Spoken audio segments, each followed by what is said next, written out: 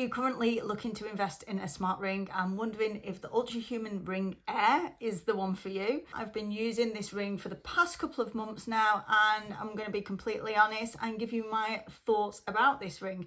Ever since smart rings first came around, I have been interested in having one, but these things are pricey, so it's not something that I've jumped into. However, when Ultrahuman reached out to me and asked me if I wanted to test out one of their rings, I absolutely jumped at the chance because it's something that had already been on my radar. So in full transparency, this ring has been gifted to me. However, I was not under any obligation to do a review. I'm not being paid to do the review. In fact, the interactions I had with Ultrahuman have been really great. They were very open to any feedback I wanted to give.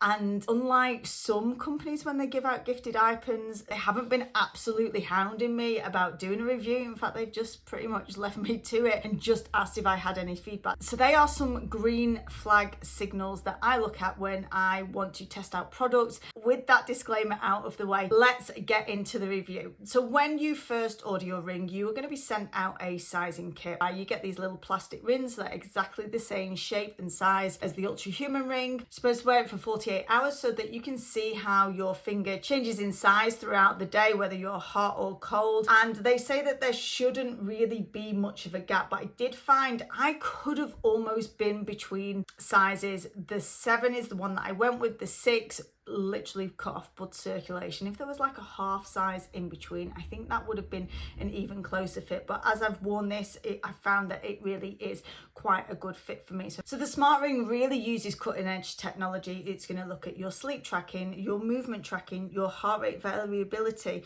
and it's going to give you really actionable data. And the thing that I really liked about the Ultrahuman app is that there is a lot of information inside the app, but they always give recommendations of how you can improve this certain area. Because I really wanted to use this as a wellness tracker. As a midlife woman, after I hit the age of 40, some things definitely started to shift within my sleep, within my energy levels. Those were really key metrics that I was wanting to look at improving so that I could ultimately improve my overall wellness and generally just feel more energetic and feel better within my daily rhythms and routines. This is when the data becomes so valuable because it's really going to help you to look into the specific metrics that are relevant to you, how well you are responding to different stresses, when you might need to take more time out. And it's okay to say we really should be in tune with our bodies so that we know when we've had a bad night's sleep or know when we need to ease off. We want to look at how our body reacts to different life stresses. And as someone who is the type of person that can often give myself the self-talk of like, oh, it's just in your head, you can push through it. If we just talk ourselves into feeling okay, then we will be okay. And this is the type of self-talk that goes on with me. And it was really interesting when I was looking at this data just recently. I've just been covering a lot more coaching sessions for a coach that was on paternity leave. So this meant that I was doing early morning sessions for about a month. So I was getting up most days at 5:30. So that has been cutting my sleep by an hour each night because I just couldn't find that I could get to bed any earlier because I'm also working in the evenings. So it was really difficult for me to get to my optimal levels of sleep that I normally like to have. At the end of the month, I was just feeling so tired, fatigued. My body felt heady, my body felt achy, and I was just felt completely drained. And I actually went into my ring data to have a look to see if there were signals to tell me that, yeah, actually you are tired, you are not effectively recovered. I could see that my resting heart rate had actually increased and also my heart rate variability had decreased. Both signals that I'm not optimally recovered and that my body was struggling to deal with the extra stressor, which for me was actually less sleep, and that actually taking a week off from training was one of the best things that I could do for myself. So I did just that. I took a week off all intense training. I just did gentle workouts. I did my daily walking, and I actually then come back into my regular sleep routine as I'm not getting up early every single day. And I've just come back feeling far more energized because it's not that we have to rely solely on this data, but it almost gave me validation recognition that yes, your body is tired. Your body needs more recovery to be able to perform optimally, because for me, since I've hit midlife, sleep is my number one priority. It has such a massive knock-on effect on everything else. And just having the data from this ring just really gave me that validation to say, okay, you need to prioritize this. You need to pull some things back. Rest and recovery is key. The Ultrahuman Ring, I find, has a really minimalistic design. I think it looks super stylish, even though my husband proceeded to tell me that he thought it looked ugly. I think it looks pretty cool. And one of the key things is, as a gold jewelry wearer, I really love the fact that they don't charge you extra for the gold. So I went for the bionic gold, but it does come in 5 different colors. It comes from raw titanium, aster black, matte gray, space silver, and the bionic golds. Not only do you not have to pay extra for the gold, it's one of the lightest smart rings around, and I really like the fact that I often forget that it's even there. Now, I do find that sometimes it does spin when I'm wearing it, and for this reason I don't tend to wear it in the shower, because if it gets wet underneath and it's just been left to dry, it does have a tendency to spin that little bit easier. Now, it does say that it has a 6-day charging span, so I find about 4 days is more accurate, especially if you are using to track things like the breath work or your workouts. It's going to pull more energy from the ring and drains the battery a little bit faster. So how I tend to do it is, instead of wearing it in the shower, although it is waterproof and absolutely can be worn in the shower, I tend to use that time to just pop it onto my charging dock for like 30 minutes a day, and that generally keeps it topped up. It's super light. I almost forget that it's there. I love that I can get back to wearing a normal everyday watch instead of wearing a smartwatch all the time. And they state that the outer of the ring is made from fighter jet grade titanium, which is reinforced. Now, there are definitely scratches. So I've been wearing this for around 2 months now. There are definitely some scratches on the ring, but I think that you're going to get that with any type of jewelry. Even my normal regular gold ring that is solid gold has scratches on it, but it kind of just looks a little bit worn, and it definitely doesn't look bad. You can now get these silicone ring protectors, which I think is a great option. They're super inexpensive. They're like $10 or something, so you can just grab one of those, and then when you're working out, because if you're going to be strength training, it is going to get scratched on the weights that you're using. And I think this is one space where the Oura ring, they do a matte gold, which I think might help with that, because this is a shiny gold. It's definitely going to show up the scratches a little bit more, because if you're strength training, they are going to get scratched on the weights.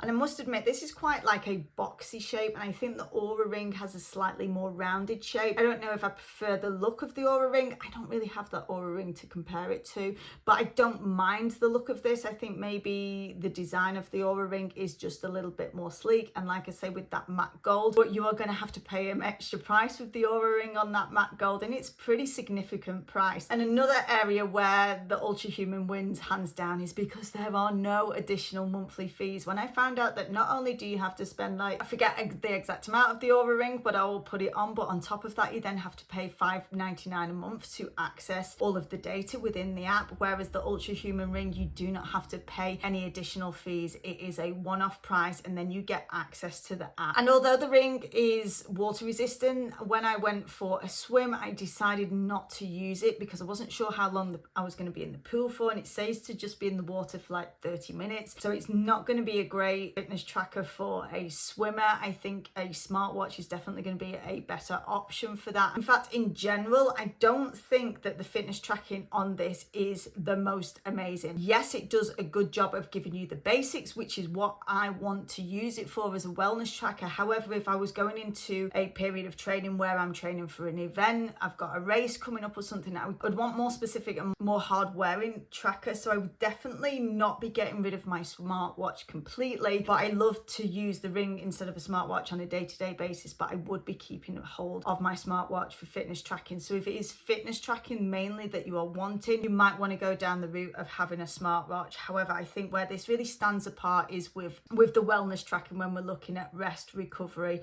sleep, heart rate variability. stress markers. I think that is really where the ring comes into its own. There have been a couple of times when I've gone to track my workouts and it didn't always record the data. Now, it does always say when you go into the app that the fitness tracking is still in a beta mode. So I think they are still working these things out. And this is a great thing, that I think that this is a new company that is still developing the software. They are making continual updates. And another thing that I came across, as there are a lot of in-app workouts, which I think are incredible. I've tested out a couple of the yoga ones and the Pilates one. I thoroughly enjoyed them. Actually, when I went into the Pilates workout, it looked like it was going to start tracking it in terms of like my heart rate and everything on the ring. I thought, oh, that's really cool. You're going to go in, you're going to press start workout, you're going to watch the workout, follow it along, and it's going to track it. Then when I got to the end, I realized it hadn't tracked it. So the next time I went in to go and do a workout, I thought, oh, I'm going to track my workout first. So press in, go on the workout tracker. But then what I noticed is that you can't exit back out of that whilst it's still in tracking mode. The only way to access other areas within the app is to end your workout. So you can't track your workout, follow one of the in-app workouts at the same time. I really hope that that's something that will change, because that would have been a really cool feature, and kind of defeats the object of having it as a fitness tracker if you can't track your workout and then follow the in-app workouts. I do think the in-app workouts are incredible. There's a 90-day transformation one that I really want to dive into, but just the fact that they have a full range of yoga, Pilates, breathwork, meditation, sleep stories, so many different resources from right within the app that you are not having to pay an extra monthly subscription for, I think is an incredible feature. There is also a whole podcast series on there, training sessions on metabolic health, and I think this is the key thing, that there's quite a lot of data and information to learn. And even I've looked at it and thought, oh my gosh, this is quite a lot. I don't even understand what all of this means, how this relates to me, and that could be potentially quite overwhelming for somebody who's just starting out, who really doesn't know much about the data. It's great that there's all that training and information in there, and it's definitely something that I want to delve more into to make sure that I'm getting the most from the ring. I think if there was any way that I'd want to see improvements in it, is that there was kind of like a step-by-step formula, like this is, what you're going to learn first, and then the next step. It seems like that you can just go in and kind of pick random podcasts or little information snippets. I would like to see kind of some structure in that, especially for beginners. I think that would be really helpful. But the fact that you've got all of this information in there is just incredible, high quality information that's going to be really useful to the user when they invest their time in starting to really use the ring to its maximum potential. Another little bugbear that I came across was that if I forgot to press track workout when I was doing a workout, you can't go back in later and just record the workout and say I did a workout at this time and this time, because really it will be tracking your heart rate throughout the entire day. So you could just plug that information after it happened if you forgot to press record. I haven't found a way in which you can do that. It does give you a nudge, like if I've been out on my daily dog walk, it'll give me a nudge and say, were you active at this time? And I seem to be able to input my walk, but it doesn't seem to pick up if I've done a workout. I'm generally doing strength training workouts, so it's not anything that's going to massively spike my heart rate. I would like to see that improvement in there, that you can just log your workouts, even if it's not really tracking all of the data as intensely. I still want to have on that record of like, oh, when did I last do my last workout? I can then use that as going into check. So I think again that is a small area for improvement. But I think that where the ring really comes onto its own is within the sleep tracking. And when I compared the ring to my Garmin, there were some variations. There were definitely some differences, and it's really hard to say which is the most accurate. My Garmin Fenix 5 is really old. It's about 10 years old. I always wondered how accurate it was. My Garmin tends to track slightly more sleep, but yet the ring gives a lot more in-depth data, looking at my different heart rates throughout the night, looking at levels of sleep in terms of whether it's deep sleep, light sleep, REM sleep. I like that it tracks whether you're tossing and turning in the night, because that's a good indication of your sleep level quality. And then that heart rate variability. So heart rate variability is going to be looking at the distance between each heartbeat. It looks at that as a metric to your stress levels. So a higher heart rate variability means your body's better adapted to deal with stress. A lower one shows that maybe you're not dealing with stresses quite as well. So I really enjoy that data. It also looks at your heart rate drop. So how quickly my heart rate drops when I go to sleep. So that's looking at how quickly I'm falling asleep. So I think the data in there is valuable as someone who has really had to work on my bedtime routine, making sure that I'm getting off screens in the evening, because that is something that I've noticed a significant difference on. If I've been on the screen in the evening, my heart rate doesn't drop till much further down. So that's just showing an impact of the quality of my sleep in those early hours. And then inside the app, there are what they call power plugs. Most of them are free, so I have installed quite a few of them. So there's a screen time one that tracks your screen time and your impact on sleep, as I've just discussed. There's a vitamin D tracker, so that's going to track how much outdoor daylight you are seeing, so that it can give you recommendations on vitamin D levels, as we know that's something an issue for many people who's not getting enough vitamin D. It looks at your circadian alignment, so to optimize your circadian rhythm with your routine, your daylight exposure and your sleep, and again giving recommendations. Gives me a caffeine window each day, when is the optimum time to consume caffeine, so you can maximize alertness without compromising your sleep. Which it can give you pregnancy insights. All of these power plugs are free, by the way. So pregnancy insights, so if you are looking at that area to look and help you support you through your pregnancy. Also does cycle tracking. Again, this is included, and I do think the cycle tracking is one that you have to pay extra for on top of your $5.99 a month with the Oura Ring. So that's going to monitor and predict the different phases of your menstrual cycle, giving insights into fertility, and also giving you lifestyle management, whether that's looking at workouts that are being cycle syncing, which is still an area for a lot more research, whether it is founded to be cycling our workouts with our menstrual cycle. But I think for many women, and especially if you're having irregular cycles, can be a huge support. Your menstrual cycle is an indicator of your health, and being more in tune with that, I think, can be really supportive. Some that are additional is cardio adaptability. So that looks at monitoring heart rate activity to monitor your cardio adaptability. That's something I would look for more high level athletes. And then there's that is an extra €2.90 per month. And then there is AFib detection. So this is AFib is to monitor early signs of atrial fibrillation. So we're talking things like heart attacks and strokes. And again, for somebody who has heart health issues, are they going to be the type of person that would buy a smart ring? But if you could get this alert, if there are any signs of that about to show up, gosh, that could be like life-saving for some people. But I would also be interested to know, I am somebody who does not have any notifications on my phone. I have to actively go in and look at the data, but you would have to have those alerts turned on to your phone. That's another thing that I like about the ring. When you have a smartwatch, sometimes you're getting those constant notifications. If you have your phone connected, I would never have my phone connected to my smartwatch, because no, I do not want to be notified. I do not want to be distracted. And I think that is not a great thing, that we are constantly switched on. So I think having the ring is a great way to move away from that. So I think you have to be more proactive with actually going into the app to check in on the data. So it is going to be for the type of person who is self-motivated to use this data and really to get the most out of it. But when you do go into the app, it's going to give you almost like that coaching support. So it's going to give you personalized feedback that is relevant to you. And that's something that I really love about this, is that it's giving you the steps. Oh, you need to come off your screen before bed, or stop eating before bed to improve this metric. You need to have your caffeine within this window. It also notices like patterns and habits, like at a certain time of day when you're not as active, to help you implement habits that can kind of counter out some of the negative ones in there. I absolutely love that it gives me my cardio age, because it tells me I have a cardio age of a 34-year-old, which as an almost 42-year-old, I'm absolutely going to take. But the competitive side of me is like, can we get that even better?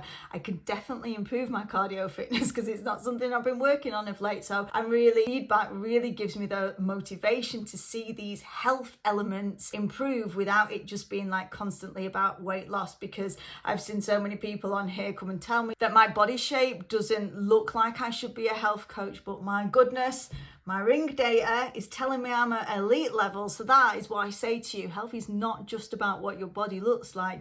It's how your body operates in many other different ways. So I'm absolutely taking that I have the cardio age of a 34-year-old, and it tells me I have elite level resting heart rate. So stick that in your opinions of my body shape. Coming soon on some of the power plug-ins is a travel and jet lag one, which is going to help you to resync your body clock after traveling, which again I think is great. There is a weight loss one, and this is to be integrated with the blood glucose monitoring. They do also have a continuous glucose monitor device, which is a completely separate part of the app but is an add-on. I recently did a video on wearing a continuous glucose monitor for a month. At the time when I did that, the Ultrahuman wasn't available. I would actually love to redo that month and to sync it in with my ring to see how that comes in. But then of course at this point we are starting to rack up the money. The cost of a continuous glucose monitor is high. On the Ultrahuman app it comes in at €189